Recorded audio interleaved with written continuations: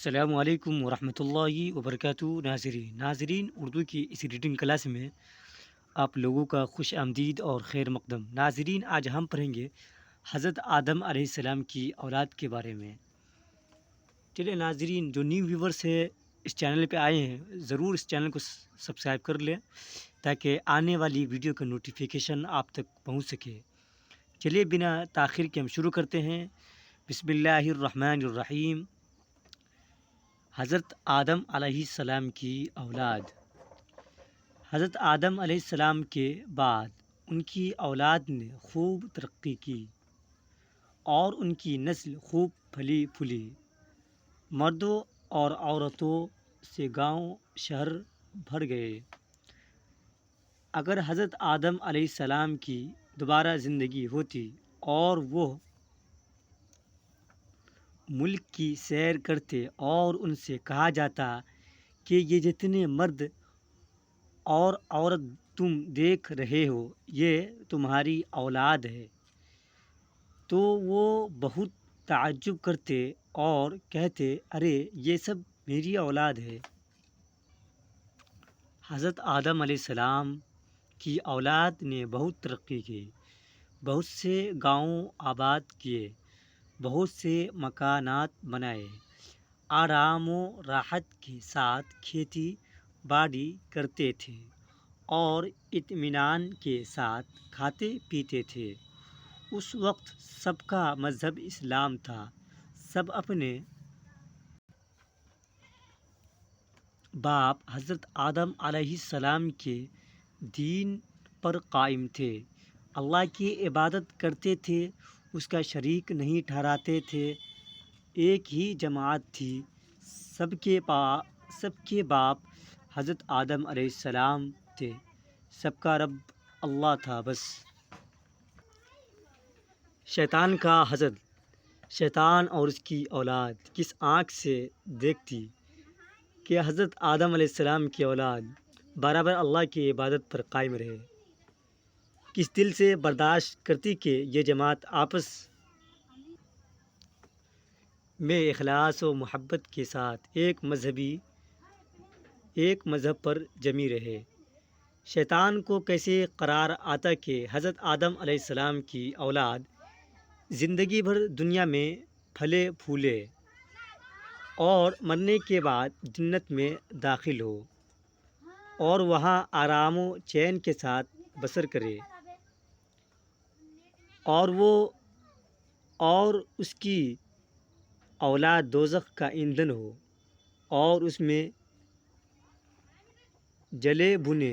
یہ ناممکن ہے۔ شیطان نے حضرت آدم علیہ السلام کو سجدہ نہیں کیا، اللہ تعالیٰ نے اس کو نکال پھینکا اور اس پر لعنت کی۔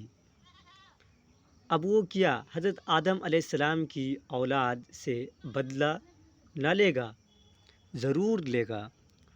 ان کو بہلا پھسلا کر، ان سے شیطانی حرکتیں کروا کے اپنے دل کے پھپھولے پھوڑے گا، ان کو اپنے ساتھ جہنم میں لے جائے گا تو اس کے دل کی بھڑاس نکلے گی۔ اپنے ساتھ ان کو جلتا دیکھ کر اس کا غم غلط ہوگا۔ مگر یہ کیسے ہو؟ وہ تو اللہ کے نیک بندے تھے اور اللہ کے نیک بندوں کا دوزخ میں جانا ناممکن ہے۔ شیطان کی چال۔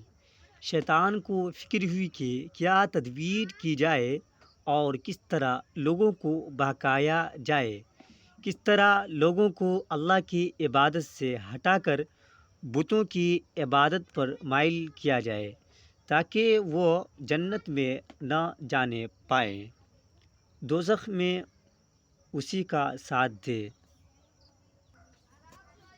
کسی زمانے میں وہ مقرب بارگاہ الہی تھا، اس کو معلوم تھا کہ اللہ تعالیٰ تمام گناہوں کو اگر چاہے گا تو معاف کر دے گا، مگر مشرک کو نہیں معاف کرے گا۔ اس کا ٹھکانہ جہنم کے نیچے کے طبقہ میں ہوگا۔ بس پھر کیا تھا؟ راستہ صاف تھا، جو ترکیب اس نے سوچی اس میں کامیابی ہی کامیابی نظر آئی۔ اس نے پختہ ارادہ کر لیا کہ لوگوں کو بتوں کی عبادت پر مائل کیا جائے، ان کو شرک کی ترغیب دی جائے، بس پھر ان کا جنت میں جانا ناممکن ہو جائے گا۔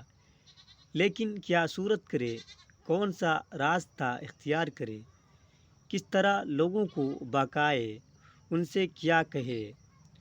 اگر ان سے کہے کہ تم اللہ کی عبادت چھوڑ کر بتوں کو پوجو، ان کی عبادت کرو، ان کے آگے سر جھکاؤ، ان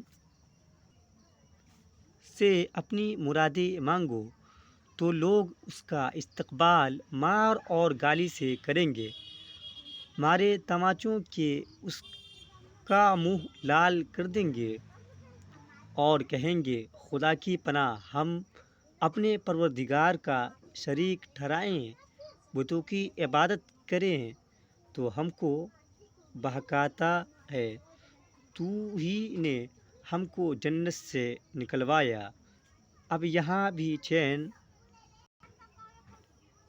سے نہیں بیٹھنے دیتا، کیا تو سمجھتا ہے کہ ہم پھر تیری بات مان لیں گے، پھر ہم تیرے کہے پر عمل کریں گے؟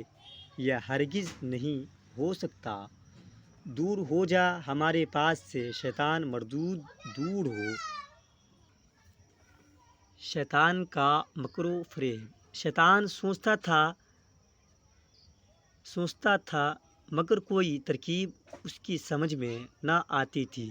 سوچتے سوچتے ایک دم خیال آیا کہ ان کے جو بزرگ گزر چکے ہیں، ان کی جدائی ان لوگوں کو پریشان کر رہی ہے، ان سے جا کر کہوں کہ جو تمہارے بزرگ گزر چکے، اگر تم ان کو دیکھنا چاہتے ہو تو ان کی تصویریں بناؤ اور ان کو دیکھو، وہ یہ سن کر ضرور میرا کہنا مان لیں گے۔ جب اس کو بنا لیں گے تو پھر اس کی تعظیم و تکریم پر ان کو راغب کروں گا۔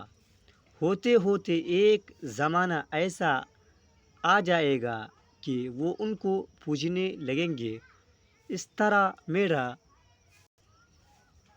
مقصد پورا ہو جائے گا۔ اس خیال کے آتے ہی وہ بہت خوش ہوا اور اس نے سمجھ لیا کہ مار لیا پالا۔ جلدی سے ان لوگوں کے پاس پہنچا اور کہا کہ تمہارے فلاں اور فلاں بزرگ کیسے اچھے آدمی تھے۔ انہوں نے کہا سبحان اللہ، ان کا کیا کہنا، وہ صورت میں انسان اور سیرت میں فرشتہ تھے، وہ اللہ کے دوست تھے، اللہ کے نیک اور سچے بندے تھے،